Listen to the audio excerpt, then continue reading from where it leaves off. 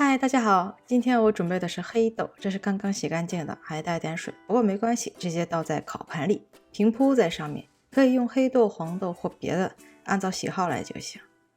黑色的豆子放在黑色的烤盘里，看得不是很明显。这个要分2次烤，第一次是150度烤30分钟。第一次烤完之后，我们翻一翻，然后150度再烤15分钟。放一会儿凉了就可以磨磨了。用破壁机是最好的，但是我没有，我就这么一个小的，一点一点磨吧。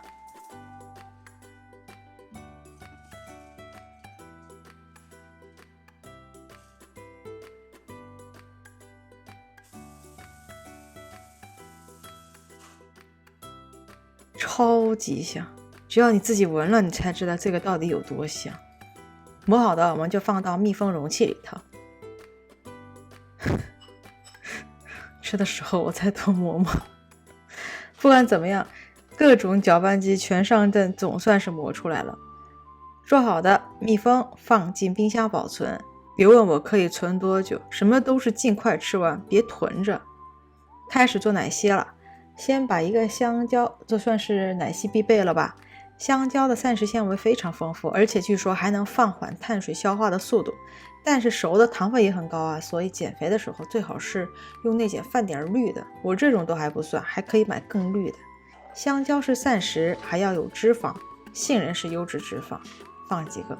然后就是我们的蛋白质，放2大勺，还得来点液体，牛奶、豆奶都可以。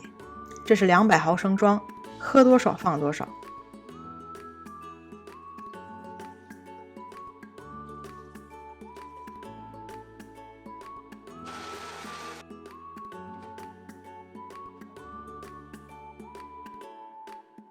第一杯香蕉蛋白奶昔做好了，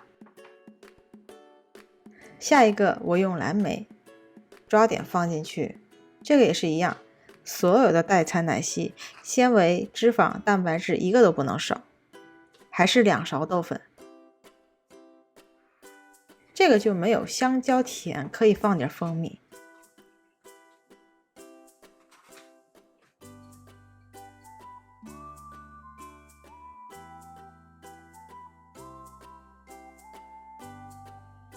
加点牛奶，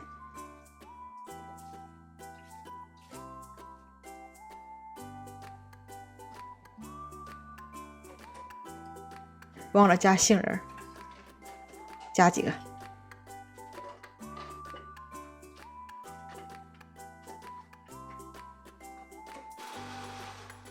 颜色很漂亮。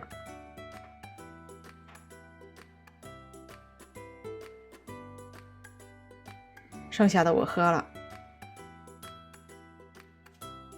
下一个放点牛油果，牛油果就是优质脂肪了，不用再加杏仁了。加一个香蕉，你们扒香蕉是从这儿还是从这儿？我一般是从这头，因为这个顶部有一块黑色的，我想把它揪下来。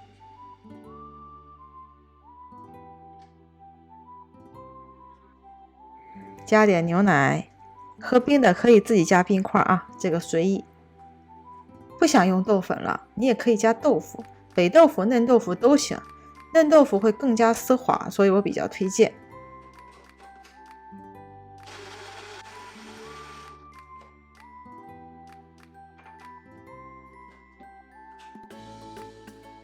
你看是不是超级丝滑？好了，这就是我今天要给你们介绍的3种奶昔，有你喜欢的吗？别忘了点赞、订阅、收藏，我们下次再见，拜拜。